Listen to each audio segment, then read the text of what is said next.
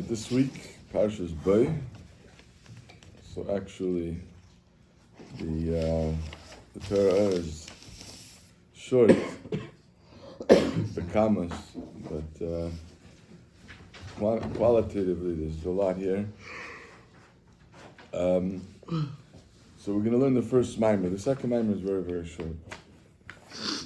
But we'll learn the first mimer. This mimer was said, Parshas Bay, Hey Shvat, Tavkov Samachay, 1805.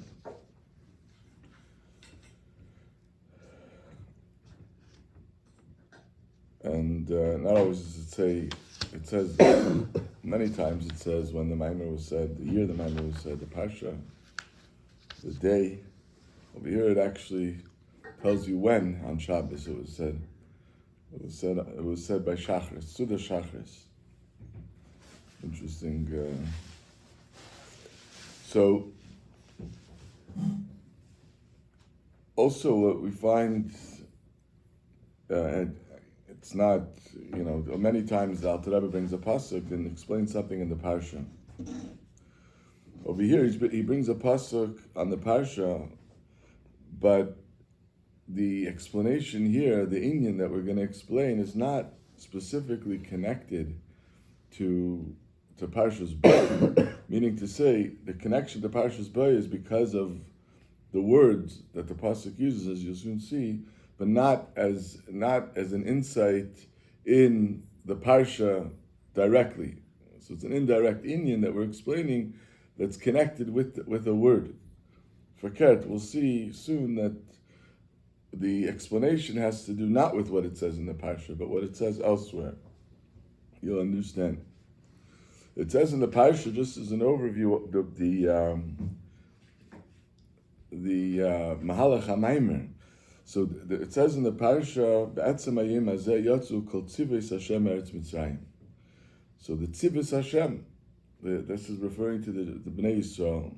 The Bnei Yisrael is a tzava, is an army coming to Yud Shvat, and one of the points of the Maimer of Yud Shvat, and the Rebbe elaborates on it also. When I say one of the points of Yud Shvat, I mean in the Maimer of the Friedrich Rebbe, and then the Rebbe elaborates on it, is the idea of tzava, of the army of Hashem. This is defining who we are. When did that definition take place? It took place when did we get that definition, that rank? We got that when we went out of Mitzrayim. So the word tzvakes, which when it's used in the way the Torah uses it in our parsha, refers to the Yidden, refers to being in the army of the Eibusher. But it's actually one of the names of Hashem. The Rambam lists in Sefer Hamada, Yisod Torah, the Rambam lists the 7 names, the halacha, those 7 names that you're not allowed to erase. Meaning that every name that you're not allowed to erase means each name has a kedusha, has a holiness, and because of that, you have to treat it that way. So one of the names is Tzvakis. So the Alter Rebbe in this Maimer is going to, when did this name Tzvakis, you don't find that name in the Torah at all. So that's how I was saying, the word is there, but the way the Torah is using it here is not the way, not the name, and not in the way that we're referring to it. We're referring to it as, when we say it's one of the names, it's one of the names of Hashem. The way the Torah uses it here is referring to the Bnei Yisrael. But the name Tzvakis, as we brought from the Rambam, is the name of Hashem. Where do we find that name? When was that name introduced? That name was introduced by the Nevi'im. More specifically, Chana. Chana was the first one. When she davened to Hashem, Chana was the first one to introduce Tzvakis as a name of Hashem. And then we find it many, many times later, also in the Nevi'im, especially, as Alter Rebbe points out, also especially in the later Nevi'im, Chagis, Chayim, Malachi, which were the last of the Nevi'im, of the prophets. So we find that this name Tzvakis is used used a lot more. So the Alter Rebbe in this Maimer is going to explain what is this name Tzvakis that we don't find in the Torah, but is only introduced by the Nevi'im. So in order to understand what this concept, so first the Alter Rebbe is going to explain Bechlal, the idea of names of Hashem. What does it mean that Hashem has a name? Secondly, we were going to explain the unique name of Hashem, as we all know, Shema Etzem, is Avaya, Yud Kei Vav Kei. And then after that, the Alter Rebbe will explain the idea of Tzvakis, the name Tzvakis, the specifically Tzvakis, and then we'll understand also why this name is something that's not mentioned in the Torah, but it's a name that only comes later by the Nevi'im. That's where we're going. That's the journey of this Maimon. So let's dive in. So Hine Amar Azal al Chana, the Gemara brings from Chana, Miyem Shebara HaKadosh Baruch Hu Seilame Lehaya Adam Shekroi LaKadosh Baruch Hu Tzvakis Ad Shebaz Chana. Till Chana came, nobody called Hashem Tzvakis.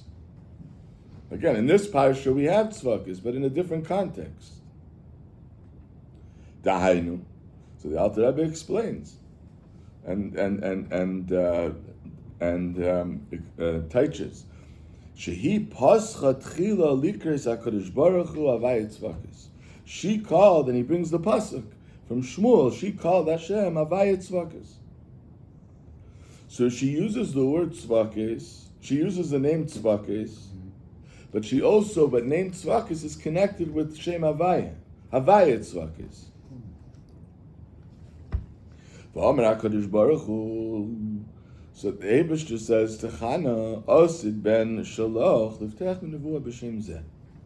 Your son, who is the son of Chana, Shmuel. So Shmuel is also going to be, his nevuah, his prophecy is also going to begin with this name. Again, we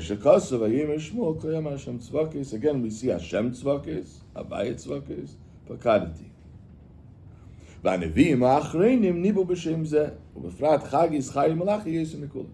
the last of the Nevi'im, Chagis Chari Malachi, was more than all the V'kai that. So you might think that this is a name that the Nevi'im introduced, but it doesn't have the Kedusha, the holiness as the other names. So the Alter Rebbe brings what it says in Gemara, and that's how we paskin la halacha, how the Rambam paskins is brought down in Shulchan Aruch. The Tzvakis, there's an argument in the Gemara, but we kaim alon the Tzvakis u'min Hashem she'ein nimchakim. The halacha is that it's one of the names that have the holiness, so you're not allowed to erase it. So the Alter Rebbe says, and here the Alter Rebbe is in this next 3 lines, he gives us where we're going within the Maimer. Right? You don't always have that, so you have to figure it out. But over here, the Alter Rebbe is giving us the overview of what he's going to explain. So first he says we're going to be Magdim, the Inyan Hashemus Ma'u. What is the concept of Shemus? What does it mean, Shemus, the names of Hashem? Gam, Hashem Yuchad Shem Havaya. And then we need to explain what is unique about Shem Havaya. Al Shara Shemus. And then the third thing, V'acher Kachizbarim Yirtza Hashem Inyan Shem Tzvakis.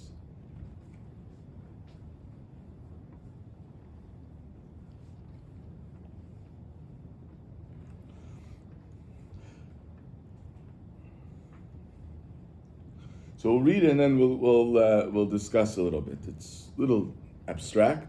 We've learned this. I want to make a reference you to what we learned in the Maimer Pasach Eliyah. Thanks.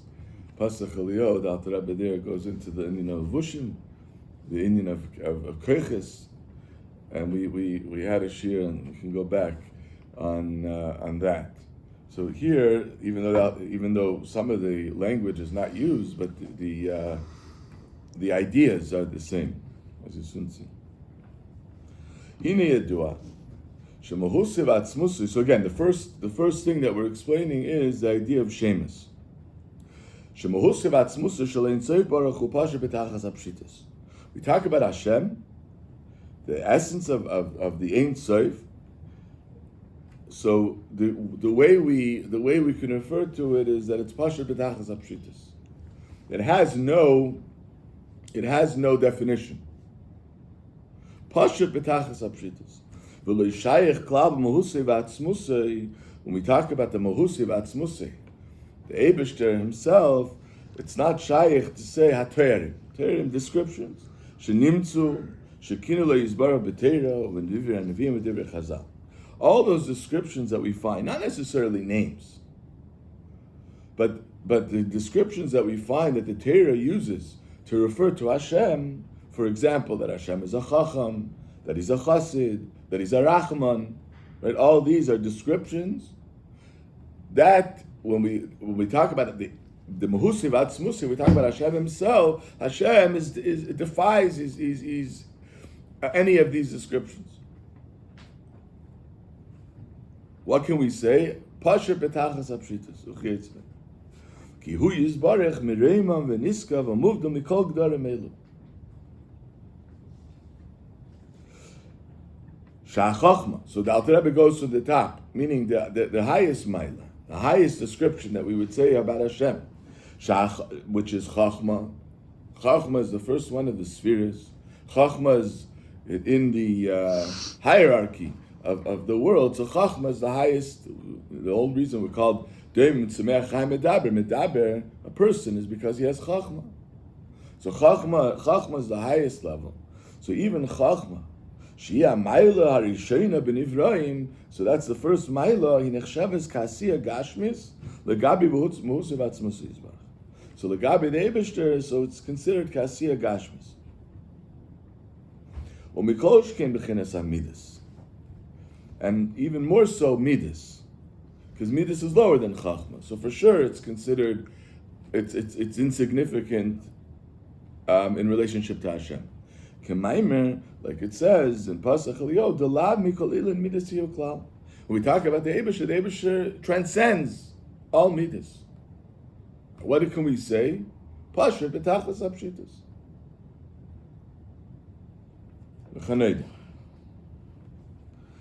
So, in this paragraph, the Alter Rebbe is saying that the Eibishter defies, transcends all the midas, all the descriptions. And what are we saying? We're saying that any description is Kasiya Gashmis. So let's understand this for a moment. What is this idea that it's Kasiya Gashmis? It's something like some physical act. How is that helping us understand better this idea that the Eibishter transcends all the midas? So let's give a mashal that will illustrate this. B'chlal, when you talk about infinite, right? We don't know what true infinity is. Infinite, whether we're talking about kamos, when we talk about quantity, or echos, when we talk about quality.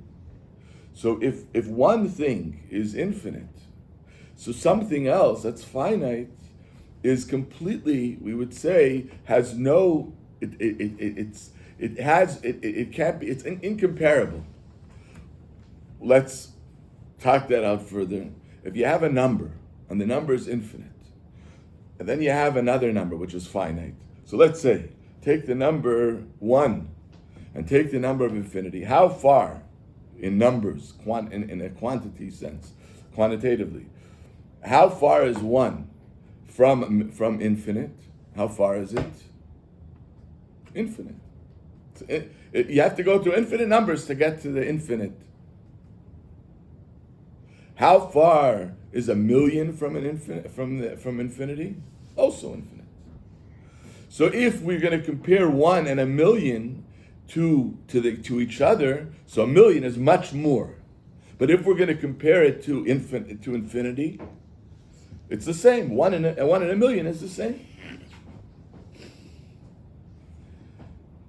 So what we could say when we talk about infinity, what we can say is that anything that's finite is infinitely incomparable to the infinity. But over here we're saying a different thing.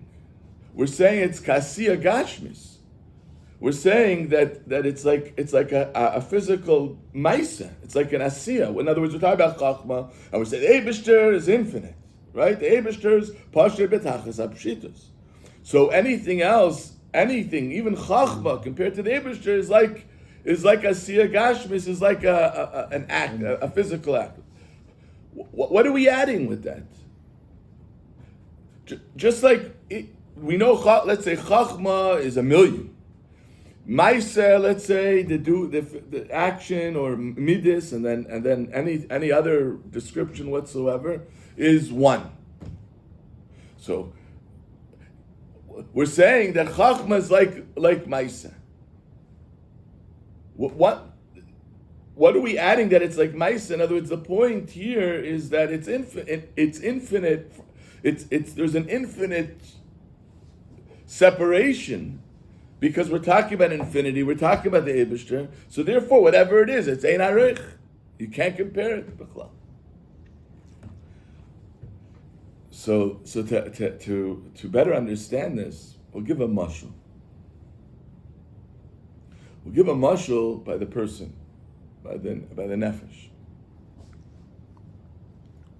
So even though we're talking about even the most abstract, we're not talking about a true infinity, and we're definitely not talking about the infinity, the blig vul, or the pasha betachas apshitus like we're talking about when it refers to the Eibishter.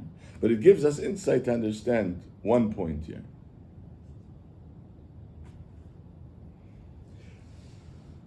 When we talk about the idea of the nefesh itself is a pashut, meaning to say the closest thing to understand what do we mean when we say that Hashem is pasha b'tachas apshitus. He has no description.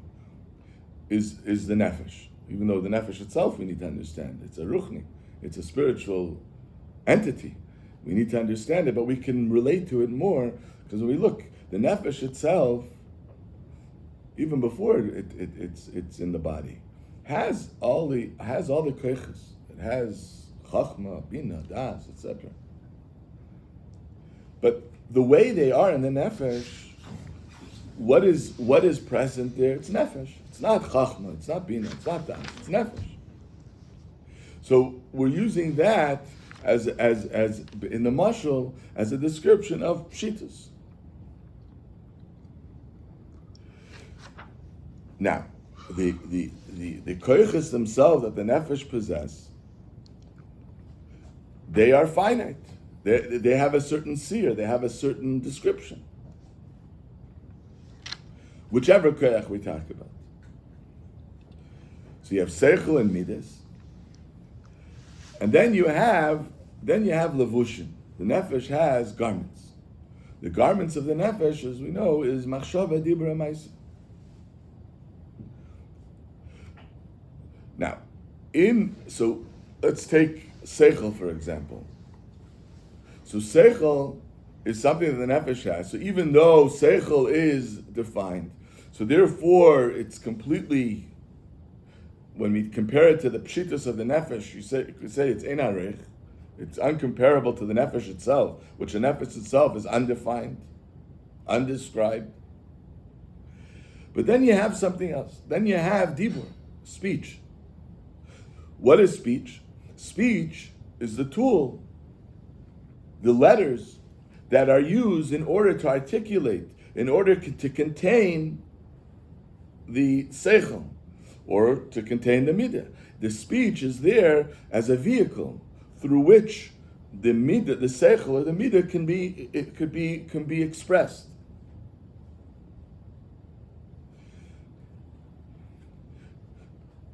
But if you have, that's when they're organized, when you have letters that are being able to be used to express that. But what if you have stam letters? So Stam letters, meaning to say that they're not in an organized manner. You just have letters. So that those letters are, not only do we say that they're incomparable to the nefesh, but they're like nothing. They don't have any inyan b'chlal. In other words, they don't have any significance whatsoever. When we talk about the nefesh as related to the koiches, it's koiches. Now, when we talk about the nefesh related to chachma, to seichel, so now even though the nefesh is pashut, is undefined, but the seichel, the chachma itself is, it's the way the nefesh now expresses itself. It's the way the nefesh has chachma. And then when we talk about the dibur, speech, it's the way the nefesh expresses itself in speech. So even though it's completely ein arich, uncomparable to the nefesh, but it has an inyan. Its inyan is that it through it the nefesh expresses itself. But when we talk about letters and words that are unable to be used as vehicles through which the nefesh can express itself, so it's nothing. How else can we illustrate this? We can illustrate it through, the Rambam says, when we talk about the person, so the person has different levels of functionality. There's one aspect of functionality that the person has that's not unique to a person. The Rambam says it's not unique to the nefesh of the person. It's also, we find it by an animal. What is that? That is koyach hazrika, throwing something.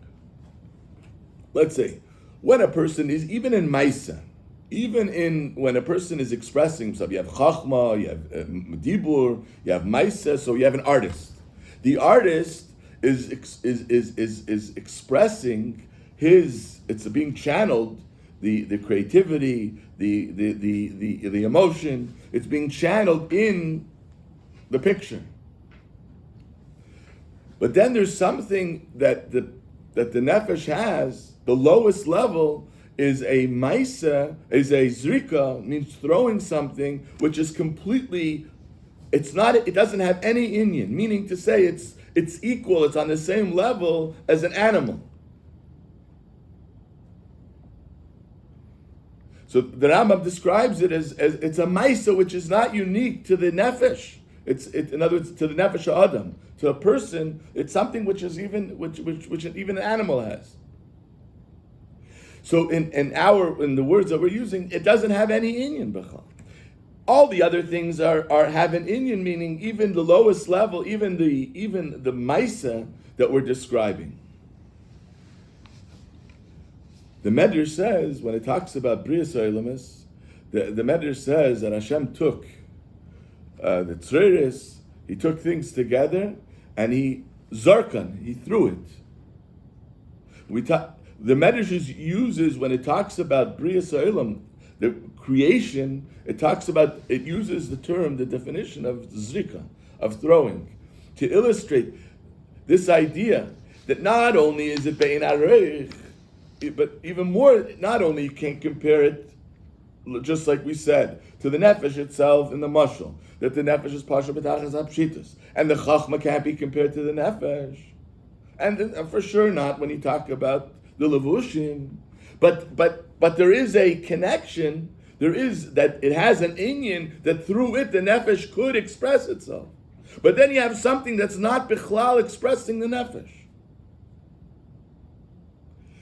So that, to bring out that idea that it's almost like completely detached or completely, not only you can't compare it, but it's completely foreign.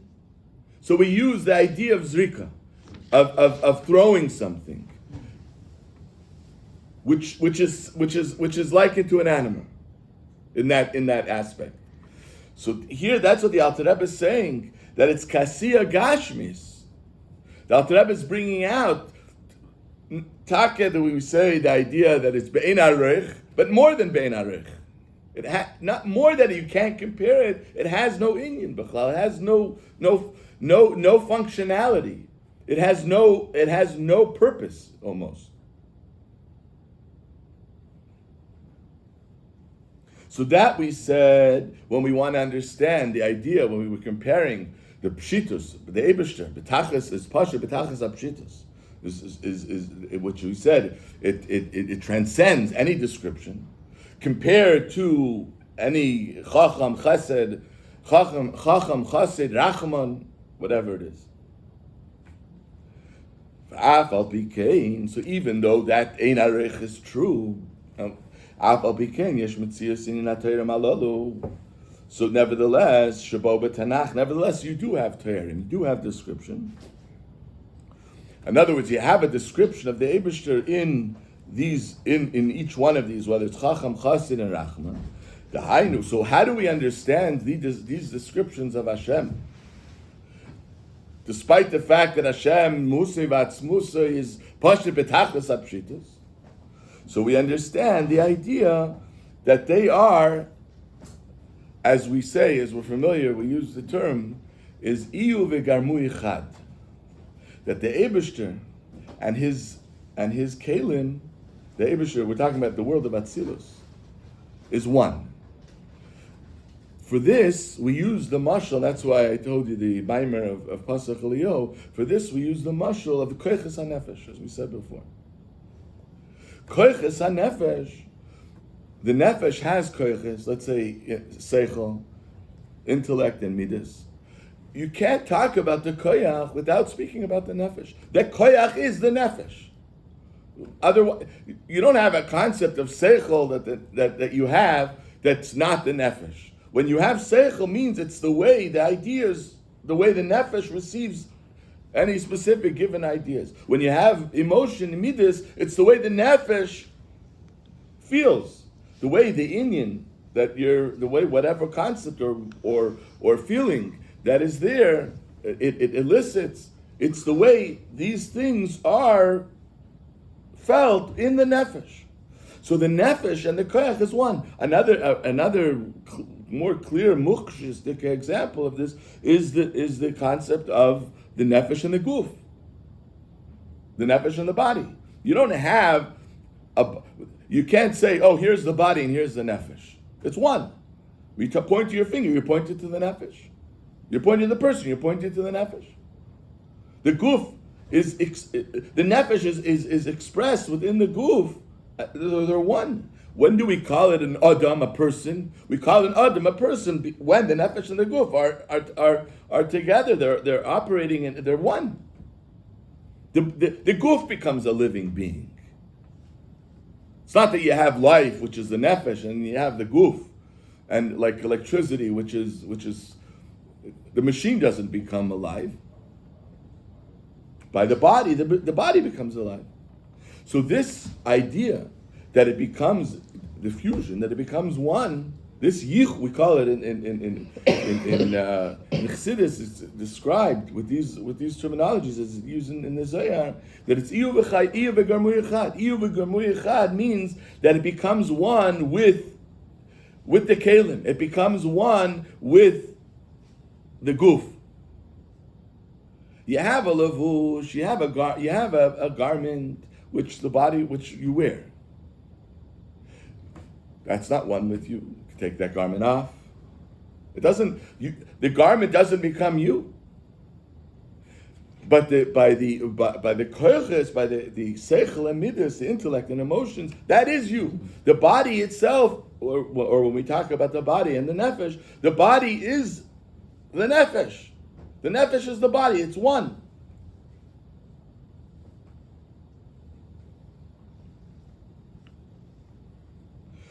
So al derech zeh, when we talk about Shemus, the Alter Rebbe is going to say that Shemus, the names of Hashem, that is these descriptions which are introduced, are the Kalim, Chesed, Gevura, Tiferes, which are the names, different names of the Eibishter correspond to the different spheres. These are the names that are when, even though Hashem is Pasha B'tachas Apshitus, so He transcends that all. But the way that Hashem the way that the Ein Sof connects with the Keli, with this description, is just similar to the way we describe the fusion between the nefesh and the guf, or the way we describe the fusion, what happens, how we define the koiches as they are related to the nefesh. Now, obviously, we understand that when we talk about the nefesh and the guf, or when we talk about the koiches and the nefesh, so we're talking about both from both sides. Sai, the ein aroich, the infinite uncomparableness of these two things are much greater than when we talk about the pshitus side, the pshitus of the body, of the nefesh, and the pshitus of Hashem, the fact that Hashem transcends, you can't compare. And also the same is true, the yichud between the nefesh and the koiches, or the nefesh and the guf, and the yichud that takes place between the Eibishter and the Kelim, and these descriptions are also much more. They're more defined and misached and one. So that's by Shemus in general. So again, the way the Alter Rebbe explains Shemus here is referring to the Kelim, the vessels. We call them vessels. In other words, this is the way the pshitos shine through and are one with each one of these particular individual descriptions. Then you have Shem Havaya. We said the next thing is Shem Havaya. Shem Havaya is the concept of, Shem Havaya is the pshitos. Shem Havaya, the Parshas says, really doesn't have a definition. Shem Havaya, even though we connect it with Haya Haya V'Yiyeh, he was, he is, he will be, or we connect it to the concept of creation, but the truth is that's all Ramazim. The idea of Shem Havaya is all the other names besides Shem Havaya you can borrow and use when talking about creations. Elikim, you can talk about a judge. Shem Havaya you can't, because Shem Havaya is strictly a description of Hashem, but it's not really a description like the other names. Shem Havaya is the description of the